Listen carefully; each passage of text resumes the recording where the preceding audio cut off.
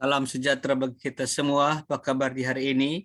Diharapkan kalian semua dalam keadaan sehat-sehat dan senantiasa dalam berkat Tuhan. Sebelum lanjut, di-subscribe, like, dan komen channel ini. Dan untuk pelajaran PPKN kelas 10, kita akan bahas di bab 7, wawasan Nusantara dalam konteks Negara Kesatuan Republik Indonesia. Dan untuk pertemuan hari ini kita akan bahas di bab C, aspek Trigatra dan Pancagatra dalam wawasan Nusantara.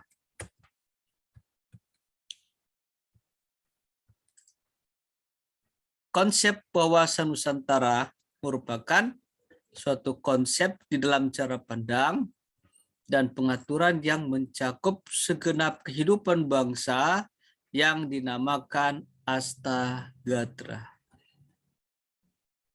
Astagatra terbagi atas Trigatra aspek alamiah dan Pancagatra aspek sosial.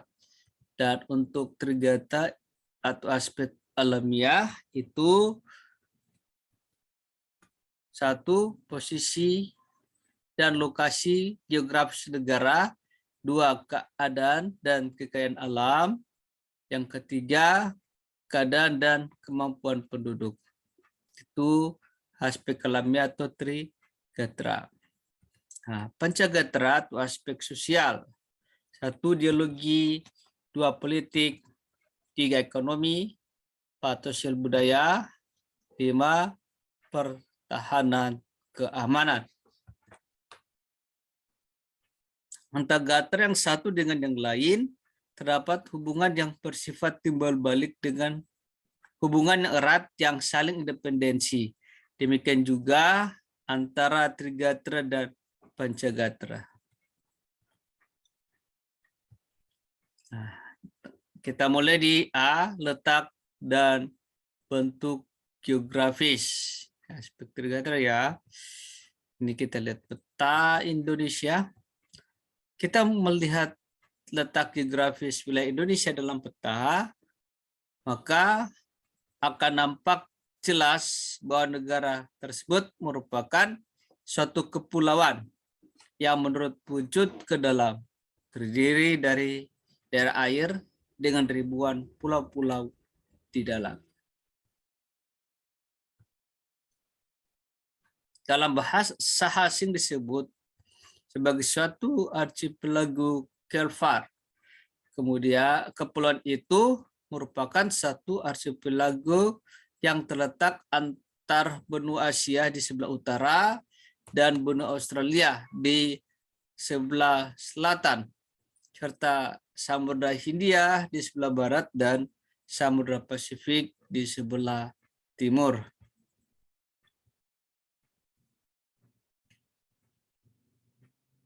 Letak geografis antara dua benua dan samudra yang penting itu, maka dikatakan bahwa Indonesia mempunyai suatu kedudukan geografis di tengah-tengah jalan lalu lintas silang dunia. Karena kedudukan yang strategis itu dipandang dari tiga segi kesejahteraan di bidang politik, ekonomi, dan sosial budaya. Indonesia telah banyak mengalami pertemuan dengan pengaruh pihak asing atau terjadi yang namanya akulturasi. Indonesia terletak pada 6 derajat lintang utara sampai 11 derajat lintang selatan dan 95 derajat bujur timur sampai 151 derajat bujur timur. Yang di tengah-tengahnya terdapat garis ekuator, sehingga Indonesia mempunyai dua musim, yaitu musim hujan dan musim kemarau. Aspek Trigatra yang kedua yaitu atau B, keadaan dan kemampuan penduduk. Penduduk adalah sekelompok manusia yang mendiami suatu tempat atau wilayah. Faktor penduduk yang mempengaruhi ketahanan nasional. Satu, faktor yang mempengaruhi jumlah penduduk. Jumlah penduduk berubah karena kegiatan kematian, kelahiran pendatang baru, dan orang yang meninggalkan wilayahnya. Dua. Segi positif dari pertambahan penduduk ialah pertambahan angkatan kerja manpower dan pertambahan tenaga kerja labor force. Segi negatifnya, apabila pertumbuhan penduduk tidak seimbang dengan tingkat pertumbuhan ekonomi yang diikuti dengan usaha peningkatan kualitas penduduk. Dua, faktor mempengaruhi komposisi penduduk. Komposisi adalah suatu susunan penduduk menurut umur, kelamin, agama, suku bangsa, tingkat pendidikan, dan sebagainya. Susunan penduduk itu dipengaruhi oleh mortalitas, fertilitas, dan migrasi. Fertilitas sangat berpengaruh besar terhadap umur dan jenis penduduk golongan muda yang menimbulkan persoalan penyediaan fasilitas pendidikan, perluasan lapangan kerja, dan sebagainya. Faktor penduduk yang ketahanan nasional.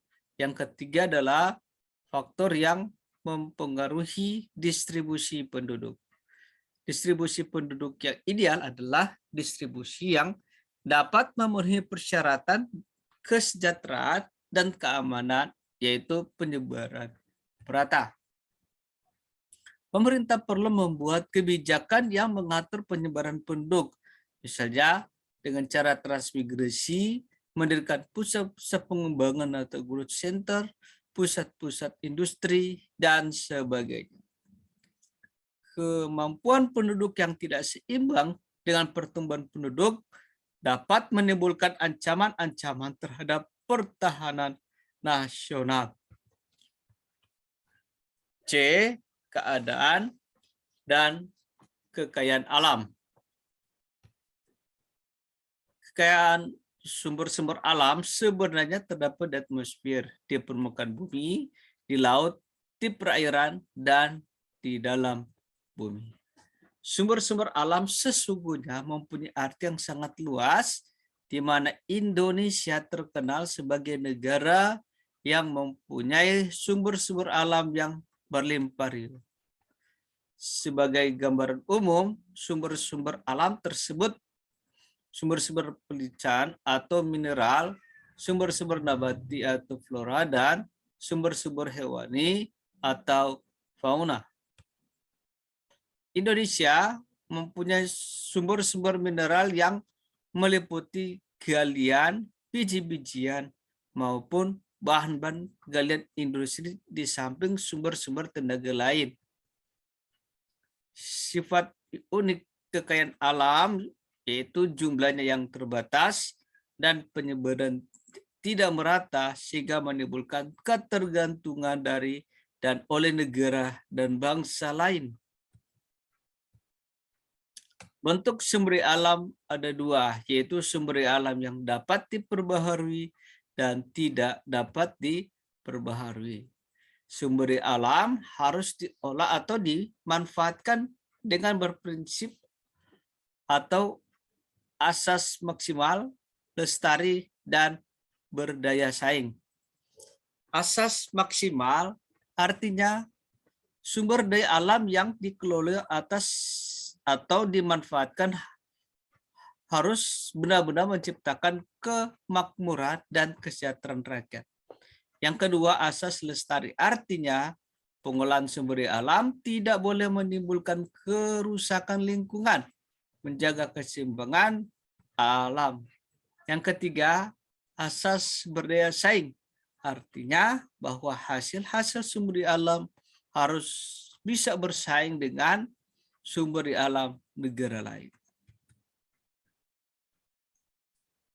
Yang kedua, aspek Pancagatra. Pancagatra adalah aspek-aspek kehidupan nasional yang menyangkut kehidupan dan pergaulan hidup manusia dalam bermasyarakat dan bernegara dengan ikatan-ikatan atau aturan-aturan dan norma-norma tertentu. A. Ideologi. Ideologi satu negara diartikan sebagai guiding of principle atau prinsip yang dijadikan dasar suatu bangsa. Ideologi adalah pengetahuan dasar atau cita-cita. Ideologi merupakan konsep yang mendalam mengenai kehidupan yang dicita-citakan serta yang ingin diperjuangkan dalam kehidupan nyata. Ideologi dapat dijabarkan ke dalam sistem nilai kehidupan, yaitu serangkaian nilai yang tersusun secara sistematis dan merupakan kebulatan ajaran dan doktrin. Dalam strategi pembinaan ideologi, berikut adalah beberapa prinsip yang harus diperhatikan. 1. Ideologi harus diaktualisasikan dalam kehidupan kenegaraan oleh warga negara Indonesia. 2. Ideologi sebagai perekat pemersatu harus ditanamkan pada seluruh warga negara Indonesia. 3. Ideologi harus dijadikan panglima, bukan sebaliknya. 4. Aktualisasi ideologi dikembangkan ke arah keterbukaan dan kedinamisan. Yang kelima, ideologi Pancasila mengakui keanekaragaman dalam hidup berbangsa dan jadikan alat untuk menyejahterakan dan mempersatukan masyarakat. 6. Kalangan elit eksekutif, legislatif, dan yudikatif harus mewujudkan cita-cita bangsa dengan melaksanakan GBHN dengan mengedepankan kepentingan bangsa. 7. Menyosialisasikan Pancasila sebagai ideologi humanis, religius, demokratis, nasionalis, dan berkeadilan. Menumbuhkan sikap positif terhadap warga negara dengan meningkatkan motivasi untuk mewujudkan cita-cita bangsa. B. Politik. Politik diartikan sebagai dasar, haluan atau kebijaksanaan yang digunakan untuk mencapai tujuan dan kekuasaan. Kehidupan politik dapat dibagi dalam dua sektor, yaitu sektor masyarakat yang memberikan input dan sektor pemerintah yang berfungsi sebagai output. Sistem politik yang diterapkan dalam suatu negara sangat menentukan kehidupan politik di negara yang bersangkutan. C. Ekonomi. Kegiatan ekonomi adalah seluruh kegiatan pemerintah dan masyarakat dalam mengelola faktor produksi dan distribusi barang dan jasa untuk kesejahteraan rakyat. Upaya meningkatkan ketahanan ekonomi adalah upaya meningkatkan kapasitas produksi dan kelancaran barang dan jasa secara merata ke seluruh wilayah negara. Upaya untuk menciptakan ketahanan ekonomi adalah melalui sistem ekonomi yang diarahkan untuk kemakmuran rakyat. D. Sosial budaya. Sosial budaya dapat diartikan sebagai kondisi dinamik budaya bangsa yang berisi keuletan untuk mengembangkan kekuatan nasional dalam menghadapi dan mengatasi ancaman, tantangan, halangan, dan gangguan atau ATHG. Gangguan dapat datang dari dalam maupun dari luar, baik secara langsung maupun tidak langsung, yang membahayakan kelangsungan hidup sosial NKRI berdasarkan Pancasila dan Undang-Undang Dasar 1945. Esensi ketahanan budaya adalah pengaturan dan penyelenggaraan kehidupan sosial budaya. Ketahanan budaya merupakan pengembangan sosial budaya di mana setiap warga masyarakat dapat mengembangkan kemampuan pribadi dengan segenap potensinya berdasarkan nilai-nilai Pancasila. D. Pertahanan dan keamanan.